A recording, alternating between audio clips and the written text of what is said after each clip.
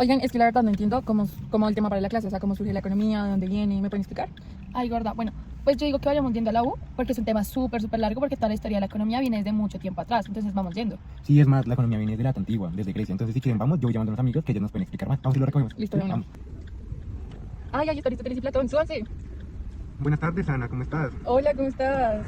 Hola, Es Ana. que vean que tenía una tarea de la historia de la economía y su origen, pero no sé nada. ¿Me pueden explicar o contarte su historia, por favor? Claro que sí, Platón y yo, Aristóteles, te vamos a explicar un poco sobre cómo nació todo eso de la economía. De hecho, empezó Xenofonte y Platón. Exacto, iniciamos desde el siglo V antes de Cristo. Inició Xenofonte, pero después seguí yo defendiendo una sociedad jerárquica y un estado regular. Ay, súper bien. Regulador, sí. No, igualmente en mis obras más importantes, que es La República y las Leyes, donde analizo la organización ideal de la sociedad económica. Mi enfoque, pues, más que todo era ético y político, no tanto técnico. ¿Y tú Aristóteles? Bueno, ya después seguí yo con todo lo que mi maestro me había enseñado, mi maestro Platón, porque yo fundé el liceo donde desarrollé mi primer sistema filosófico, pero en cuanto a la económico, le di un valor al uso y el valor de cambio para la utilidad de los bienes y el valor de cambio, la capacidad del bien para intercambiarse por otros. Aparte que hablamos sobre la justicia de intercambio, que pues en realidad también lo seguí de Xenofonte, donde también teníamos que distinguir entre una justicia distributiva, pues se necesitaba la equidad y la justicia conmutativa para la equidad en los intercambios. Guau. Por lo cual también usé el precio justo y empecé a hablar sobre cómo debíamos como sociedad criticar la usura y así rechazar el préstamo con un interés, porque literalmente el dinero era solo un medio de intercambio. Sí, igualmente yo también estuve con la crítica del interés individual, porque yo consideraba que el interés privado y el deseo acumulativo causaban una inestabilidad social, además que la división social del trabajo, porque esto era inspirado por la idea de la especialización. También uno de mis puntos más importantes era la propiedad común para las clases dirigentes. Entonces yo propuse que los guardianes del Estado, que era la clase gobernante, no tuvieran una propiedad privada, sino ni familia, para evitar la corrupción. Bueno, y eso es la edad antigua, básicamente. Pero yo había escuchado también uno de sus amigos, creo que se llama Xenofonte. Ah, sí, Xenofonte fue el que inició como tal con la economía, ¿verdad? Ajá. Aristóteles. ¿Te acuerdas que escribió el Económicos, que era el primer tratado sobre la administración doméstica? Exacto, además él aportó la idea de la división del trabajo y el liderazgo para la obtención de excedentes. Ah, sí, sí escuché algo de eso en mi clase. ¿Y qué tal te pareció? No, súper interesante, ustedes explican demasiado bien. Muchísimas gracias. No, a ti, cualquier cosa que necesites nos vuelves a llamar. Listo, de una, yo los llamo. Pero les voy a dejar acá porque tengo que ir para la universidad. Listo, Bueno, dale. Dale. Bueno, gracias. A ti, hasta Les luego. vuelvo a llamar cualquier cosa. Ahora quiero que me expliquen más sobre la Edad Media. Para eso yo creo que puedo recoger a Tomás de Aquino y a Nicolás. ¡Ay, ahí están! ¡Súbanse! Hola, Hola, Ana, ¿cómo estás? Hola, ¿cómo están?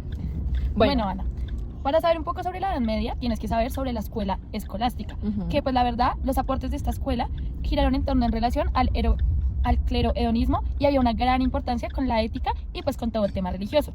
Yo, Tomás de Aquino, aproximadamente en 1225 y 1274, por fin condené el cobro de interés, porque la verdad era algo muy injusto y se necesitaba la separación y una diferencia entre la usura y el interés para créditos destinados a la producción y al comercio. Porque pues, como lo había dicho Aristóteles, teníamos que condenar la usura. Aparte que consideramos que el dinero era un medio de cambio estéril. Y, igual que Juan Buridan, consideramos una doble regla en la teoría medieval del precio.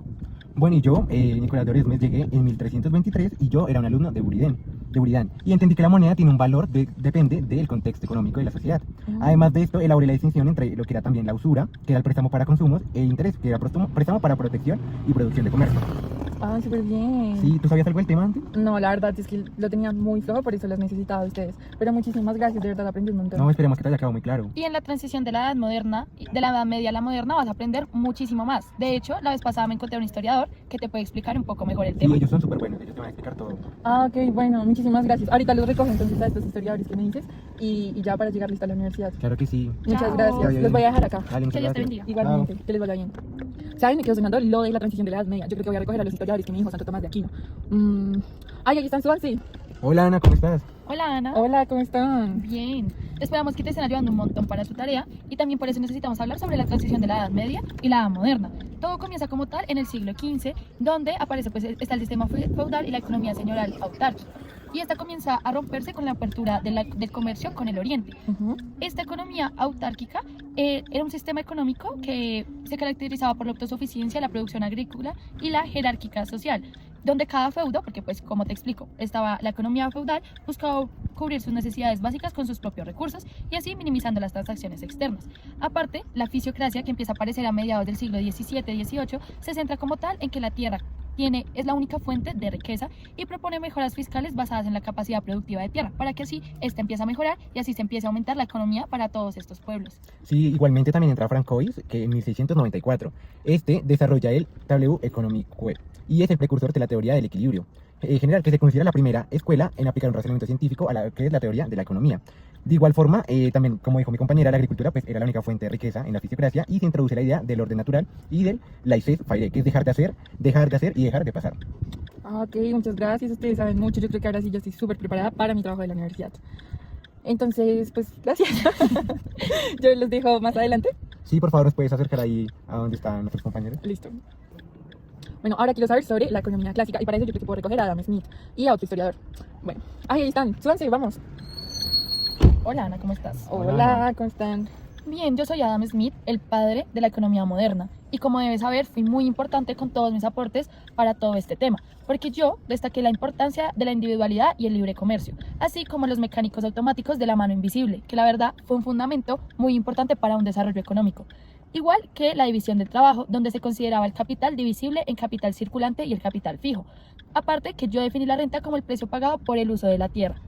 Porque en mi libro La riqueza de las naciones fue como el nacimiento de la economía como una ciencia.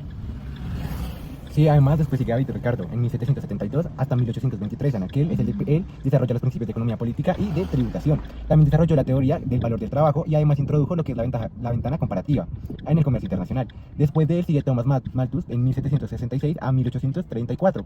Él hizo un ensayo sobre la población, que la población crece más rápido que los alimentos. De igual forma también planteó lo que son los límites naturales y el crecimiento económico. Y ya por último terminamos con Baptiste. ¿Quieres hablar de él, Ada? Pues como tal, él creó la oferta que pues crea su propia demanda y confiaba en un equilibrio automático del mercado. Pero si viste, historiador, que nos estaban criticando porque mi pensamiento clásico empezó a mostrar limitaciones por el cambio económico, no entiendo. Sí, por ahí estuve viendo, pero... Te dejamos, Ana, porque estoy muy ocupada. Bueno, les voy a dejar Chao. aquí. Chao, Gracias, que estén vaya bien. hasta luego. Uy, ahí están los neoclásicos y los neoricardianos peleando. Digámosles que entren. A ver, chicos, vengan. Hola, Uy, Ana. no deberías dejar entrar al neoricardiano al carro, la verdad. Porque nosotros sí tenemos la razón. Te explico, Ana. La economía neoclásica, o sea, yo, Ok. como tal, estamos desde la década de 1870 y surgimos con el marginalismo. Como así, con la fuente marginal como una fuente de valor. Aparte, nuestro expositor Hermann Heinrich expuso la tesis de la equimarginalidad. Y William Stanley fue uno de los principales exponentes del marginalismo, porque nosotros desarrollábamos la utilidad marginal y explicamos la importancia del dinero como un medio de cambio. Igual que Alfred Marshall en la escuela inglesa, el cual buscaba conciliar toda la utilidad marginal con los costos de producción y desarrolló el concepto del excedente del consumidor. Como tal, toda nuestra tesis de la marginalidad fue todo lo que nos basó a nosotros para poder hablar de la economía. Ay, qué aburrido. En cambio nosotros, los neoricardianos, en el siglo XX, empezamos la escuela, nosotros somos una escuela que buscaba recuperar la teoría clásica de Ricardo, enfocándonos en lo que es la formación de precios en la función de los costos.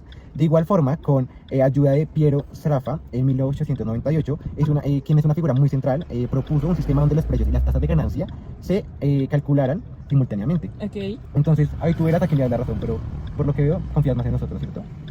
No, pues me parecen las dos, están muy bien sustentadas.